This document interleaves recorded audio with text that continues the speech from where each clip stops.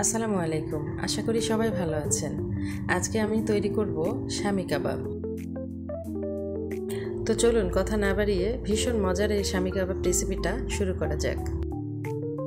শুরুতেই কাবাব তৈরির জন্য আমি কিছু গরুর মাংস ছোট ছোট পিস করে কেটে নিয়ে ভালোভাবে ধুয়ে নিয়েছি।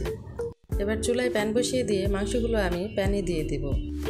আর এতে দিয়ে দিব 2টি পেঁয়াজ, আদা রসুন বাটা, 2টি দারুচিনি টুকরো, 4-5টি সাদা এলাচ, 1টি কালো এলাচ, শুকনো মরিচের গুঁড়ো, হলুদ গুঁড়ো, স্বাদমতো লবণ আর সামান্য ধনিয়া গুঁড়ো।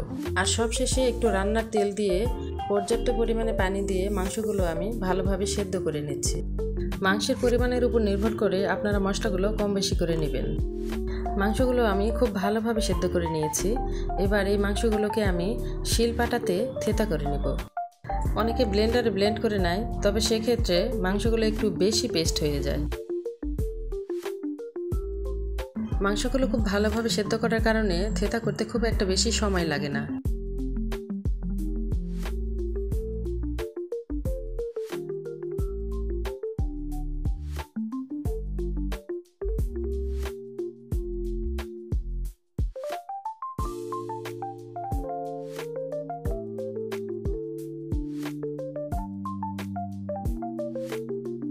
আমার সবগুলো মাংস কাবাব করার জন্য রেডি হয়ে গেছে।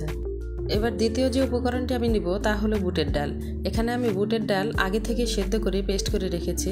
আপনারা চাইলে মাংসের সাথে একবারে সেদ্ধ করে নিতে পারেন। এখন এই ডাল পেস্টের সাথে আমি দিয়ে দিব 2টি ডিম।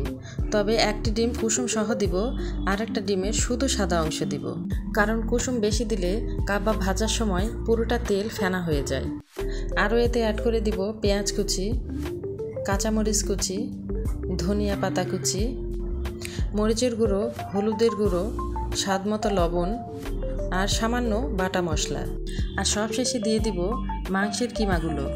এবার সব উপকরণগুলোকে আমি হাতের সাহায্যে খুব ভালোভাবে মেখে নেব।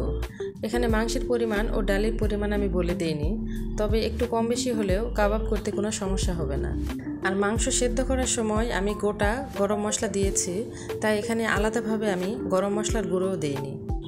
আমার কাবাব করার জন্য ডোটি রেডি হয়ে গেছে। এবার এই ডো থেকে অল্প অল্প করে ডো নিয়ে আমি কাবাবের শেপ দিয়ে নেব। আপনারা চাইলে এই কাবাবগুলো মুরগির মাংস দিয়েও করতে পারেন, সেম প্রসেসে।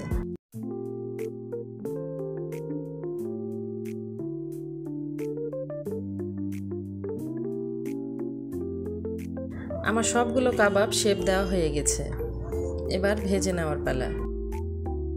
কাবাবগুলো ভেজে নেওয়ার জন্য আমি চুলায় একটি ফ্রাই প্যান বসিয়ে দিয়ে পর্যাপ্ত পরিমাণে তেল দিয়ে দিব। তেল গরম হলে কাবাবগুলো দিয়ে মিডিয়াম হিটে আমি সবগুলো কাবাব ভেজে নেব। ডাল মাংস সব সেদ্ধ করাই থাকে, তাই এই কাবাবগুলো ভাজতে খুব একটা বেশি সময় লাগে না।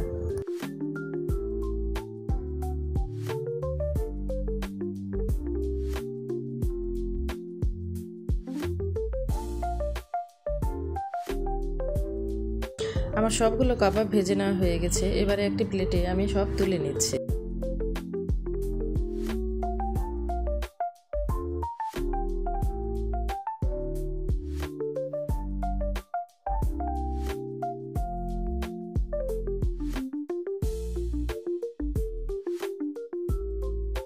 ভীষণ মজার এই কাবাব রেসিপিটা ভালো লেগে থাকলে অবশ্যই বাসায় ট্রাই করবেন। আর লাইক ও কমেন্ট করতে ভুলবেন না। এতক্ষণ আমাদের পাশে থাকার জন্য ধন্যবাদ।